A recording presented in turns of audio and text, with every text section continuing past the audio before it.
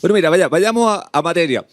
¿Pudieras explicar qué es esto del Estado Social de Derecho en un minuto o en un poco más de eso para que lo entienda cualquier persona? Permítame agregarle otro detalle. Hubo gente que tú pusiste eso, mencionaste eso, y gente que salió a criticarte, a contradecirte y a hacer una serie de cosas. Entonces quizás es un buen momento para aclararlo. Mira, permítame una pequeña introducción muy corta. A ver. La derecha ha tenido triunfos electorales, pero si queremos ser mayoría cultural, tenemos que hablarle a esa inmensa cantidad de chilenos que viven dramas sociales cotidianos, sino que es gente que salió a la calle porque está endeudada, porque está horquillada, porque no tiene atención de salud. A ese mundo tenemos que hablarle.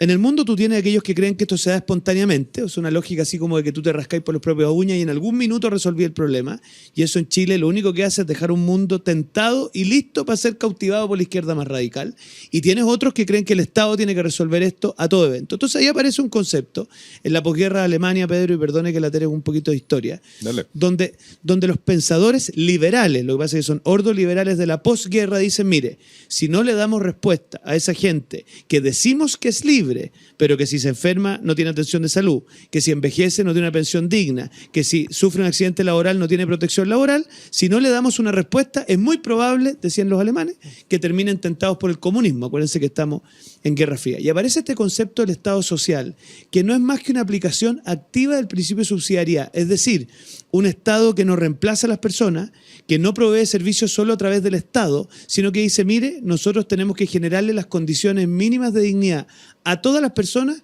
para que la libertad no sea solo patrimonio de algunos, sino que sea patrimonio piso de todos, porque solo así vamos a poder impedir que avance la izquierda radical en Alemania. Mira el rollo. Y yo creo que estamos en el mismo desafío. Por lo tanto, yo le pido a la gente de mi sector que no vean esto un problema, sino que vean esto una oportunidad para que alcancemos una mayoría cultural en Chile. Ahora, más que un problema, mucha gente que te criticó lo ven como una especie de capitulación respecto al concepto, que lo entienden básicamente como un concepto que viene desde el mundo de la centroizquierda. Sí, o sea, yo creo que en eso yo empatizo con el drama y el miedo de muchos chilenos después de la convención. Porque aquí, digamos la firme, la izquierda radical intentó imponer por la vía constitucional su modelo de sociedad de manera obligatoria para Chile. Entonces, ese miedo está. Lo que pasa es que no nos podemos dejar invadir al punto de no ver que si no damos respuesta al malestar social que hay en Chile, esto va a ser cuestión de tiempo y quizás en un par de años más nuevamente la gente cree que el pelado Bade puede ser su alternativa para el futuro. Entonces, ¿cómo le damos respuesta a eso? Con una formulación donde el Estado no reemplaza a las personas, Eugenio y Pedro, sino que en el fondo genera las condiciones para que servicios públicos y privados generen condiciones sociales elementales, pensión garantizada universal, subsidios habitacionales, plan auge, subvenciones escolares, o sea, lo que ya tenemos, pero lo vayamos profundizando con responsabilidad fiscal y con pleno respeto a las libertades. Eso es lo que hemos consagrado. Y yo por lo menos creo que en esto, perdónenme la firme, porque aquí tengo que poder, la derecha se juega la posibilidad de hablarle a la inmensa mayoría de los chilenos. Sí, es que ahora, escuchando los ejemplos, sobre todo que estás señalando respecto del Estado Social de Derecho, hay varios puntos que ya existen hoy día. Entonces, en el fondo, esto vendría como a llevar a la Constitución una idea que ya ha estado preconcebida y que se ha estado aplicando hace ya varios años en Chile. ¿En qué te cambia en el día a día una persona que la Constitución diga que es un Estado Social de Derecho a que no lo diga? ¿Sabes lo que hace? Mira, ¿Sí? en el gobierno anterior, la izquierda nos rechazó la sala cuna universal. Hoy día se engárgara en la cuenta pública, pero no lo rechazaron. Un Estado social te dice, mire, tenemos que ir avanzando progresivamente en estas coberturas, respetando las libertades, responsabilidad fiscal y, muy importante, provisión mixta. Si tuviéramos un Estado social, nosotros podríamos exigir de esa izquierda que hiciera menos gárgara, pero que nos permitiera avanzar en fortalecer, por ejemplo, la pensión garantizada universal. Yo me imagino que en su casa nadie creerá que eso es una política de izquierda, porque la verdad es que la implementó el gobierno del presidente Piñera y parte de nuestra pega para poder efectivamente resguardar la propiedad de los fondos y la libertad de elección es que todos tengamos un piso mínimo. Y esa es una idea de derecha. ¿Y por qué? Porque nosotros queremos que la gente tenga pisos mínimos para formar parte de esto. Lo mismo con la subvención escolar. La izquierda les tiene fobia, porque cree que los servicios locales de educación y la asfixia estatal es lo que va a resolver los problemas de educación. ¿Qué creemos nosotros? Subvención escolar, financiamiento compartido y posibilidad de elección por la vía de tener escuelas privadas y públicas. Entonces, no tengamos, perdónenme la franqueza, temor de avanzar en nuestras ideas, pero interpretando a esa inmensa mayoría de chilenos que, para serte franco, quiere respuesta en sus temas sociales. Sí, hay un par de cosas que son bien interesantes respecto al concepto que está conversando Diego, porque, a ver, hay mucha gente que ha entendido o ha intentado poner sobre la mesa esta etiqueta de que vivimos en un estado subsidiario, neoliberal, donde cada uno se rasca con sus propias uñas, y no se ha visto, y no han visto que, por ejemplo, cuando tuvimos el problema de la pandemia, apareció la AFC y mucha gente logró tener ingresos gracias a que existe un sistema de protección al trabajador formal cuando es despedido, que existen los fondos de pensiones, que no era una entelequia como algunos quisieron decir. Es decir, se ha avanzado mucho en los últimos 30 años respecto de este concepto. Pero hay algunos también que han sido un poquitito más osados, desde las otras que han dicho que quizá el Estado social y democrático de derecho es un hito superior a lo que hemos tenido. Es decir, hemos avanzado tanto que ahora estamos en condiciones de dar un salto más en esto de ir dando protección frente a las inseguridades que te da la vida. ¿Tú sientes que hay un poco de eso también? Yo me quedo con tu frase final, que es clave para entender las inseguridades que nos da la vida. Hoy día la ciudadanía quiere más libertad, o sea, la izquierda con su idea de dar tranquilidad social por la vía, coartar la libertad hasta fuera de circulación, pero nosotros tenemos la pega de dar seguridades ante las incertidumbres de la vida. Y eso me encantaría a mí que lo pudieran proveer los privados por sí solos, pero el Estado también juega un rol en eso, que es generando ciertas condiciones. Nosotros creemos firmemente en los subsidios habitacionales. Si alguien cree que eso no es un aporte estatal que genera condiciones mínimas para que después las empresas privadas sean las que construyan, yo sé que cierta izquierda quizás tiene un sueño erótico con tener constructores estatales, pero esa cuestión no va a funcionar. En materia de salud, ¿alguien se opondría hoy día al plan Auge? ¿Qué es el plan Auge y las garantías explícitas de salud al final? Un cierto piso garantizado que después nos permite pensar en un sistema integrado de salud. Entonces, yo lo que creo, y eso es lo que se va a ir viendo con el tiempo, a ver, algunos han dicho este es un Estado a los Chávez. A ver, Chávez le daría dolor de guata un Estado social que está garantizado con provisión mixta, con responsabilidad fiscal y con respeto a las libertades. Ellos lo que creen, Eugenio y Pedro, es en un Estado exclusivo, que es que solo el Estado provee. Y yo quiero decirle, en eso no tenemos ninguna posibilidad de conciliar con ello, porque nosotros creemos firmemente en los sistemas integrados y en los sistemas mixtos.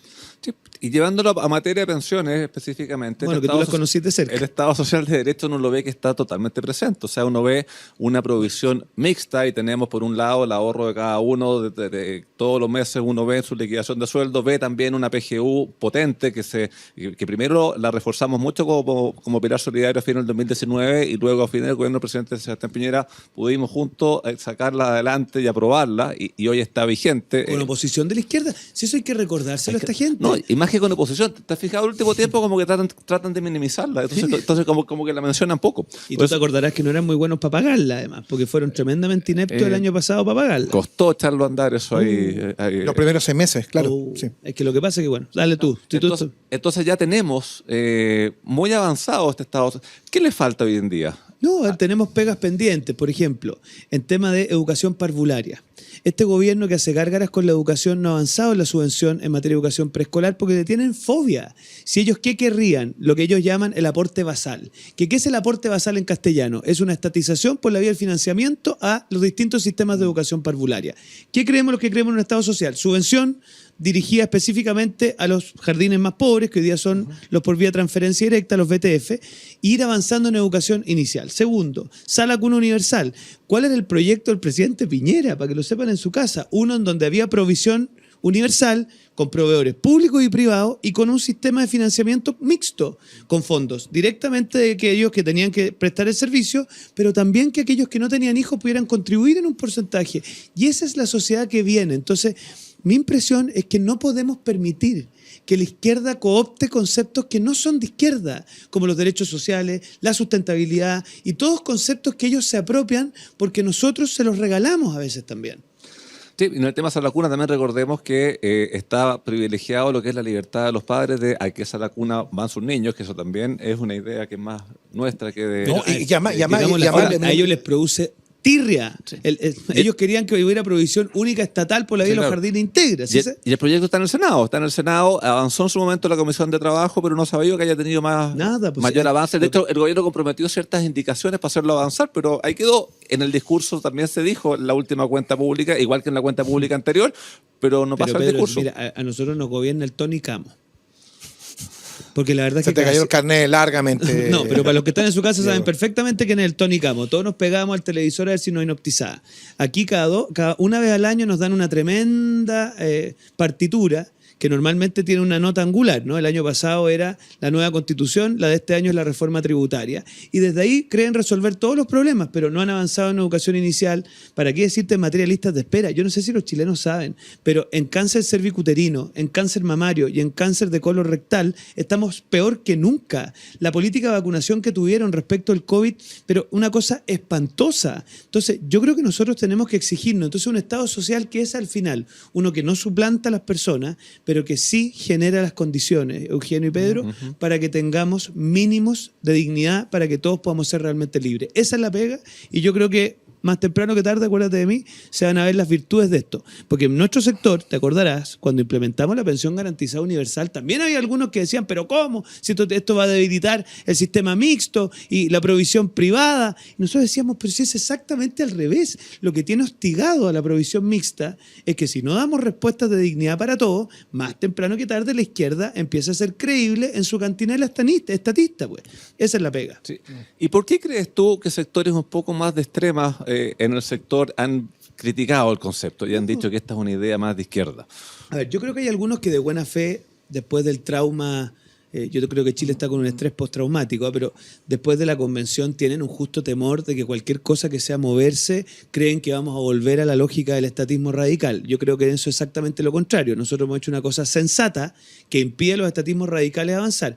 Y yo también creo, y lo digo en la mejor de las ondas, que hay algunos que dan una lectura equivocada, no sé si de buena o mala fe, pero equivocada del concepto, porque lo rememoran a un concepto que no tiene nada que ver. Mira, el estado de bienestar siempre trae el predominio o por lo menos el trato preferencial al Estado, no tiene nada que ver con el Estado social. En Alemania hay una provisión constitucional directa de la educación privada. Te dice, mire, si la educación pública no es suficiente, nosotros como Constitución garantizamos la educación privada.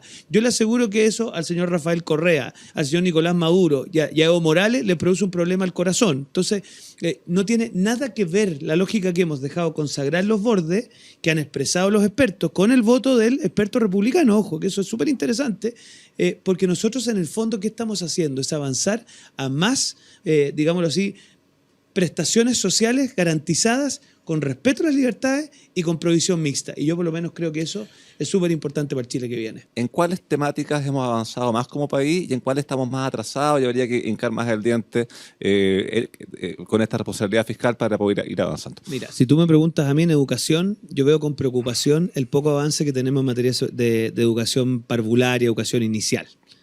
Hay una mezcla de falta de provisión de sala cuna universal, que es un proyecto que no han querido hacer avanzar. Tenemos una red de educación inicial compuesta por 3 proveedores distintos, cada uno con sus condiciones, con déficit de infraestructura. O sea, ahí tenemos un problema. En educación superior estábamos mejor, lamentablemente eso ha ido perjudicándose un poco. En educación escolar, pese a que tenemos gratuidad y tenemos una buena prestación, para mi gusto, los servicios locales de educación son un retroceso. Este gobierno lo sabe, no lo han podido implementar. Y en materia de salud, yo creo que hay que volver al proyecto del presidente Sebastián Piñera, que decía en materia de FONASA, fortalecer un plan universal de salud garantizado para todos y con plazos de lista de espera establecidos por ley que nos permitieran que si aquí un señor tenía que esperar tantos días, pudiera tener esa prestación con arancel FONASA en proveedores públicos o privados. Cualquiera fuera, porque aquí lo que importa, viejo dicho, no importa si el gato es rojo o es blanco, lo importante es que case ratones. Y aquí a los pacientes, la verdad que lo que les importa es que les den sus prestaciones de salud. Yo creo que en materia de pensiones estamos avanzando. La pensión garantizada universal a mí me parece un avance súper significativo. En materia habitacional me parece que Chile también ha avanzado con la política de subsidios, pero también tenemos que seguir creciendo. Pero si tú me preguntas a mí, lo que clama al cielo y nos va a penar es el tema de la educación parvularia, donde tenemos realmente un retraso inaceptable. Y en materia de salud, me parece que tenemos que avanzar en el proyecto de ley de reforma FONASA que se presentó en el gobierno anterior. De acuerdo, y todos esos temas, si los queremos hacer con responsabilidad fiscal, requieren recursos. Y uno recuerda el extenso discurso que nos dio el presidente Boric. Cada vez que se hacía algún anuncio lo dejaba condicionado a la reforma tributaria. ¿Vamos a tener reforma tributaria? Porque la respuesta uno dice, todo esto requiere plata. Entonces, ¿de dónde sale esa plata? Sí, pero ahí lo que hemos hablado con el gobierno. A ver, de partida, tengamos claro una cosa en la casa. Acá siempre se pretende aumentar la tajada que se corta, pero no aumentar el porte de la torta. Y aquí el gran desafío del país, que por cuarto mes está decreciendo, es cómo volvemos a retomar la senda de crecimiento. El aporte que hizo en términos de impuestos este año Soquimich por la vía de la explotación del litio, que para ellos es una cosa extraordinaria, tiene que ver con que la actividad económica, a medida que avanza, genera más ingresos. Y este gobierno hasta acá, Pedro, no ha presentado una propuesta en materia de productividad, de inversión, de desarrollo de las pymes. Entonces no se nos olvide eso y digámoslo siempre, porque siempre la izquierda quiere subir las tasas. Si es una obsesión con las tasas, pero aquí no sacas nada con aumentar la tasa si la base imponible, en fondo, sobre la cual tú calculas la tasa, no crece. Segundo, hay varios programas sociales y el gobierno lo sale que son deficitarios. Eso hay que cortarlo y atreverse a terminar con burocracia estatal que implica enormes gastos para el Estado. Elusión y evasión cuando quieran, obviamente sin una especie como de Gestapo en el Servicio de Impuesto Interno, pero cuando quieran, elusión y evasión, y ahí ya tienes un punto y tanto del PIB. Royalty finalmente se aprobó, yo quiero confesarles que yo lo voté en contra, porque soy partidario de no seguir subiendo impuestos, pero ahí ya tienes un porcentaje más. Entonces, yo creo que el gobierno, y además si diera invariabilidad tributaria, Pedro, a los proyectos de inversión, tendríamos más proyectos de inversión. Entonces, resumiendo, si el ministro Marcel trae una cosa compleja, bien hecha, bien construida, podríamos abrirnos a conversar. Si insiste en el proyecto que presentó en la Cámara de Diputados, yo quiero ser súper claro, no van a estar los votos nuestros para eso. Y el ministro lo sabe, se lo hemos dicho. Lo que pasa es que el ministro tiene una tarea, que si está dispuesto a sobreponerse a, no voy a usar la expresión que usó la señora Piergentili, ¿no? Pero a ese sector del gobierno. De acuerdo, y eso es algo que uno ha visto de que si no cambian la reforma tributaria es difícil de que pueda avanzar y que puedan llegar. En materia previsional, yo sé que tú no estás en la Comisión de Trabajo, pero esto a nivel de las bancadas se conversa. Si no hay cambios en la reforma previsional, ¿avanza? Es que de nuevo, Pedro, tú lo conocías esto de cerca. Sí. Había un proyecto avanzado, ya habíamos llegado casi a acuerdo con el aporte patronal, iba a ir un porcentaje a las cuentas, otro porcentaje a un pilar solidario, o sea, estábamos listos. Y este gobierno aparece con una entelequia que, digamos, la firme, Pedro. Cuando nos hablaban de las cuentas nacionales, todos los que estaban ahí tuvieron que meterse en alguna enciclopedia para entender qué era este concepto tan extraño que se le ocurrió a la ministra Jara. Además queda claro con la salida del subsecretario, que es que no hay una mirada única dentro del gobierno. Entonces, ¿qué le pedimos a la ministra Jara? Realismo.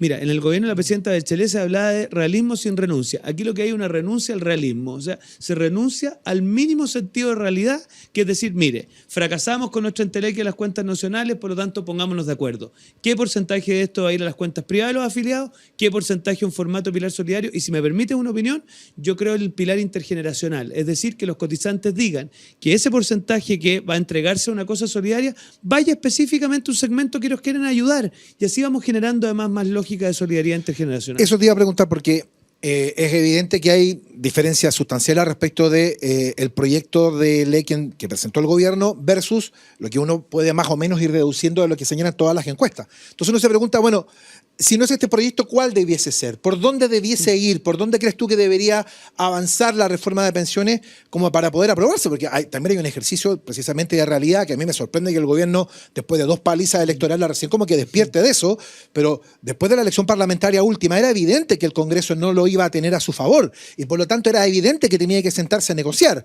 O sea, claramente ellos apostaron al plebiscito, a ganar la Constitución y con eso hacer lo que quisieran, pero ya resuelto ese elemento, uno dice, bueno, ¿por dónde debiese caminar esto para que hubiese algún tipo de acuerdo? Porque ya llevamos 15 años en este debate. Pedro esto lo entiende mejor que yo, así que me cuesta hablar delante de él de esto, pero aquí hay 2 objetivos clave.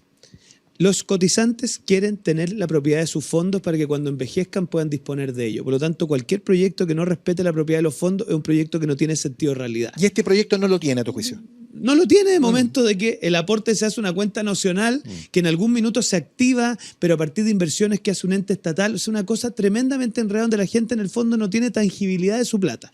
Y lo segundo, hay que reconocer que hay ciertos segmentos de la población, por distintas razones, que tienen lagunas previsionales que requieren de un pilar solidario, o sea, requieren de una contribución para que sus pensiones sean dignas, y lo que creemos que la sociedad no se compone de pura gente autónoma que se rasca con sus propias uñas, sino que el bienestar social nos tiene que interesar, tiene que haber un porcentaje de eso. Por lo tanto, la discusión es cuánto del 6% de aporte patronal va a ir a las cuentas de los afiliados, que yo creo que tiene que ser predominante, O sea, la gente quiere y merece que el esfuerzo de su trabajo quede en su cuenta de ahorro y qué porcentaje efectivamente va a ir a una lógica más intergeneracional. Porque, a ver, con todo este desastre que han hecho, la gente está cada vez más desconfiada de la administración del Estado. Entonces, quiero una lógica más donde yo diga, mire, sáqueme un 1%, pero yo quiero ir a financiar a mujeres dueñas de hogar que tienen lagunas previsionales de tales y cuales edades. ¿Y eso a tu juicio debe ser es una decisión de la ley o preguntar a la gente que cada persona defina? Sí, o sea, a mí me encantaría, mira, nosotros el otro día tuvimos una reunión bien interesante con gente, digamos, de otras latitudes, y nos decían favorecer primero el que la persona sepa dónde va a ir su aporte solidario. O sea, yo quiero beneficiar a este segmento de la población. Porque eso tú sientes un compromiso distinto a cuando va a un fondo estatal, que tú no sabes muy bien. Y que el Estado defina va a dónde va. Y a saber tú dónde termina y después termináis pagando trenes, no sé qué. Ya. Y lo segundo que es súper importante es, aunque suene a contrasentido a algunos en la izquierda, es fomentar el ahorro voluntario. O sea, que la gente tenga como pilar esencial. Y dice, pero ¿cómo ahorro voluntario si la gente con suerte paga cotizaciones? No es así. Porque cuando tú lo haces razonablemente, de manera escalonada y lo asocias además a ciertos beneficios tributarios, la gente lo empieza a entender y empieza a entender el valor de su pensión. Entonces, si aquí el gobierno quiere ponerse serio y dejarse inventar estas entelequias abstractas que probablemente estimulan a sus ideólogos pero que no resuelven el problema, entonces hagamos una reforma previsional realmente enfocada en mejorar las pensiones. Y para eso nosotros estamos dispuestos. Pero hasta aquí seguimos pegaditos con las cuentas nacionales. Sí, y otro de los puntos que las personas han dicho siempre es que quieren tener mayor libertad de elegir, y ahí, y uniéndolo con lo que estábamos hablando de este Estado Social de Derecho, la existencia de una AFP estatal es completamente compatible, en la medida que las reglas del juego sean las mismas, que las personas sean las que decidan, pero eso también te amplía la oferta y sería totalmente compatible con este borde que viene ahí dentro de la Constitución. Hay personas que se han estado conectando al programa a medida que hemos ido conversando, y te quiero pedir ahí un desafío. Si pudiéramos en un minuto explicar qué significa este tema del Estado Social de Derecho y una implicancia concreta que tendría en materia de pensiones para que se enganchen las personas que se están conectando ahora. Mire, el Estado Social es un Estado que genera las condiciones para que todos puedan participar del bienestar social. Porque ¿qué es lo que queremos los que defendemos la libertad? Que todos alcancen niveles de libertad que les permitan elegir su propia vida. ¿Ah? Y una persona que recibe una pensión indigna, porque esa es la verdad, no es libre de escoger su bienestar en la recta final de su vida. Entonces, ¿qué queremos nosotros? Un Estado social que va haciendo avanzar un pilar solidario, como lo que hemos conversado aquí, y avanzar en una pensión garantizada universal cada vez mejor. Entonces, esa es nuestra tarea. Nosotros no queremos que sea un único proveedor estatal, que es lo que quiere la izquierda. Queremos provisión mixta, pero de la cual todos puedan participar. Eso es el Estado social que respeta libertades, que tiene garantía de responsabilidad fiscal y, en tercer lugar, que tiene prestación mixta, don Eugenio, autor de un famoso libro esta semana. Sí, ya vamos a contar de eso más ratito. Sí, pues clarísima ahí la respuesta, Diego. Ahora, ¿se puede avanzar en un Estado social de derecho si no tenemos garantizada cierto mínimo de seguridad como país, o pasa a ser una prioridad como previa a tener todos estos avances que todos queremos que ocurran, pero si uno no está tranquilo en la calle y en algunas regiones del país donde nos están viendo el tema más grave también, debería ser como lo más prioritario hoy día eso, ¿no? O sea, a ver, perdónenme la firme, no se puede tener calidad de vida si está en riesgo la vida. Y con la delincuencia está en riesgo la vida. Lamentablemente hoy día en Chile delitos violentos que antes tenían tasas muy por debajo de los normales en Latinoamérica, hoy día hemos ido alcanzando a países que antes mirábamos muy de lejos, en homicidio, en sicariato, en secuestro de personas. Y en la calidad también del delito y en la violencia al mismo. Total. Entonces, el problema que tenemos es un gobierno que tiene un trauma en materia de seguridad. Si esa es la verdad. Hay un alma del gobierno que cree que los carabineros, cuando se les dan atribuciones, van a hacer uso indiscriminado de las mismas. Esto a mí no me lo cuentan, lo dijo la diputada comunista delante mío, y le dije, ¿cómo se nota que usted no conoce el profesionalismo de Carabineros de Chile? Llevamos la ley Retamal aprobada hace bastantes semanas y ¿han encontrado usted algún uso indiscriminado? Entonces, ahí la izquierda tiene un trauma. Y el segundo trauma, que es un trauma cultural y ideológico, es que ellos de verdad creen que los delincuentes son víctimas de la sociedad al punto de creer que tienen que exonerarse de sus responsabilidades. Y ahí está detrás la reforma procesal penal con su lógica garantista, ahí está este trauma que tienen de aplicar, por ejemplo, una lógica de control de detención para hacerles un enrolamiento al que es inmigrante ilegal. O sea, ellos tienen esos traumas. Pero a pesar de ellos, hemos podido ir avanzando. A mí cuando escucho a la ministra Toa celebrar que hay militares en la frontera del norte, yo digo, mira, esta misma gente criticaba al gobierno anterior cuando poníamos un decatamento militar en la macrozona sur. Le llamaban el comando jungla. Yo me imagino que será algo así como el comando cactus. Pero la verdad de las cosas, es que este gobierno ha tenido que hacer propias cosas que antes votaba en contra, en buena hora, en favor de los chilenos. Bueno, con los retiros nos pasó lo mismo tantas veces. ¿Cuántas veces escuchamos al actual presidente y ministros hablando a favor y ahora en contra? Hasta bailes tenían ahí que estaban por la red. Pero te digo más, si los que votamos en contra, oye, lo pasamos muy mal. Y hoy día resulta que ellos estaban en un problema de equivocación que ahora se vinieron a dar cuenta. Sí. A ver, este tema que vuelvo atrás, el tema de los bordes y que el Estado Social de Derecho esté uno de los bordes. Los bordes son inamovibles. Yo he escuchado a algunas personas que dicen que los quieren cambiar. ¿Cuántos votos hay? ¿Hay votos para cambiarlo o ya tenemos tranquilidad de que esos bordes se mantienen? Sí, a ver, los bordes, mira, yo creo que cuando dijimos que iban a haber bordes institucionales, vino el primer alivio, lo explica el señor Eugenio, cuando ganó el rechazo. Segundo alivio, cuando habían bordes, o sea, ya no íbamos a hablar del pluralismo jurídico, eliminación del Senado y todas esas cosas brillantes que se le ocurrieron. Tercer alivio, cuando pusimos los expertos. Había serias dudas de que el Congreso fuera capaz de nombrar 24 expertos de calidad. Esa es la verdad, había serias dudas. Y yo creo que el Congreso estuvo a la altura. Y si hay alguna duda, yo creo que el proyecto, uno puede tener algunos matices, Pedro y Eugenio, pero es un buen proyecto. Y ahora viene la fase final, que era un consejo acotado de 50 personas por criterio regional y no lo otro que tuvimos antes con las listas de independientes. Y yo confío que esto va a terminar bien. Entonces, súper claro, los bordes son inamovibles, al punto que pusimos, Pedro, un árbitro que hasta aquí no ha sido necesario requerir a él, porque en la eventualidad de que alguien quiera vulnerar los bordes hay que recurrir al árbitro, y yo espero que no sea necesario y tengo la sensación de que no va a ser necesario. ¿Esta es la última chance que tenemos de tener un texto acordado, constitución, o si no nos quedamos con la actual? ¿O tú ves de que si es que esto no camina vamos a ir a un tercero o cuarta vuelta para lograr un texto? El domingo pasado dijo que no. O sea, yo la hago cortita. Esta es la última chance que tenemos. O sea, y aquí hay un cierto sector de la izquierda que está llamando a ser perro muerto por la vía del resultado electoral que tuvimos hace un par de semanas. O sea, está diciendo que aquí como ganó cierto sector del país, entonces nosotros ahora... No, a ver... La izquierda radical, con la misma vehemencia que nos pedía a nosotros cumplir nuestra palabra empeñada, yo les exijo cumplir la palabra empeñada. Cuando salieron 3 diputados del Partido Socialista queriendo alterar el curso del proceso constitucional, me comuniqué personalmente con 2 de ellos y les dije, miren, ustedes lo que están haciendo aquí no solo es antidemocrático, sino que además van a sacar patente de no cumplir su palabra para siempre. Y gracias a Dios, la presidenta del Partido Socialista rápidamente los llamó al orden, porque se la firme. Eso es cierto. Ahora, hay mucha gente, Diego, que mira el proceso con desconfianza. Los entiendo. Y lo mira desde la derecha. Mire, yo lo primero que les diría es que los entiendo. Porque aquí la izquierda radical hizo una cosa impresionante, que es pasar de un 80% de apruebo a perder. O sea, para eso había que tener un talento extraordinario y el talento fue hacer todo mal. Por lo tanto, yo a esa gente la entiendo. Pero lo invito a 3 reflexiones cortitas. Nosotros, desde la derecha democrática chilena, dijimos, señores, vamos a comprometer que si que gana el rechazo, va a haber una buena y nueva constitución. Eso es lo que permitió que un sector de la centroizquierda estuviera disponible a sufrir el bullying que sufrieron. Conozco a varios de ellos, Cristian Barken, incluso el mismo expresidente Lagos, que si bien nunca se pronuncia por el rechazo, la verdad que el solo hecho de que lo dejara abierto ya era un tremendo avance desde el punto de vista de la posibilidad de triunfo del rechazo. Y por lo tanto me parece que cumplir nuestra palabra era cumplirle a ellos también, que me parece que arriesgaron muchísimo en lo personal. Segundo, no hay estudio de opinión, Eugenio. Y claro, y hay algunos que dicen, ¿no?, donde 2 de cada 3 votantes del rechazo lo hicieran pensando en que se iba a hacer una buena y nueva constitución. Y el mejor ejemplo de eso es que Republicanos y Chile Vamos, nuestra campaña fue recházala por una mejor. Si hubiéramos tenido la tranquilidad de poder decir recházala para que quede la que está, créeme que eso hubiese sido nuestro eslogan. Pero fue recházala por una mejor porque nos dábamos cuenta que el sentir mayoritario del país rechazaba el texto de la convención, pero no se cerraba al cambio constitucional. Y lo tercero, la izquierda radical, lo mejor que le hubiera pasado después de esa derrota brutal era un plebiscito de entrada que nos hubiera fraccionado con la centroizquierda.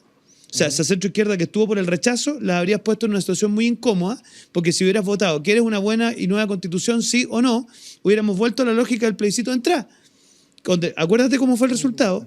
Y lo otro y más importante que eso, la izquierda radical, las Flavia Torrealba, que decían que el momento constitucional ya pasó, los Guillermo Tellier, que decían que esto era un mal acuerdo, las Carol Cariola, que decían que esto no era un acuerdo para celebrar, digamos, la firma una vez por todas, no querían que hubiera acuerdo, porque lo que querían era en 3 años más volver a excusarse de toda su ineptitud, diciendo, ven, una vez más la derecha no cumplió su palabra y que la Constitución. Entonces aquí tenemos una oportunidad histórica, y se lo digo a los que están en su casa, de quitarles el comodín constitucional a la izquierda radical para que tengan que responder por su incapacidad de gobernar y no puedan esconderse detrás de la falda de la Constitución del 80. Esa es la verdad.